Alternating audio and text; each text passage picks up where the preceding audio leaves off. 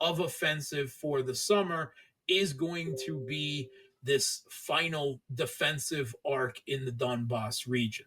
First, Konstantinivka.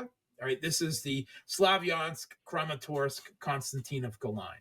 Right, right now, a little bit further north, the northern stronghold, slightly disconnected from that conurbation, Seversk, is facing very significant threat of having its supply lines cut, and a cauldron or a partial cauldron at some point may become a possibility there. But the Seversk state is finally looking very precarious. It has to be said that Russia has tried to push at Seversk for, well over a year, going on 2 years now.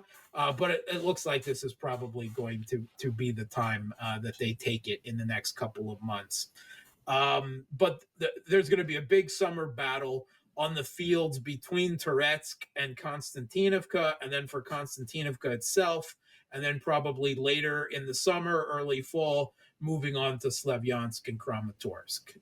Russia has essentially cleared out Chasiv Yar at this point. There's still some mopping up to do, but